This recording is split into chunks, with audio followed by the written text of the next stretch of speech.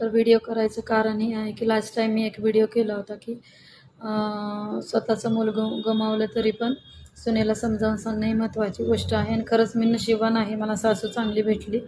तसं काही ज्या महिला आहेत, ताई आहेत, मला मेसेज करतात, त्यांचं म्हणणं वेगळं असतं.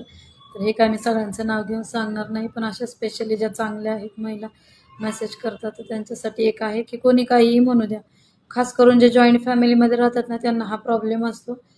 माहीत आहे मला, कारण मी पण त्या सिच्युएशनमधून जाते.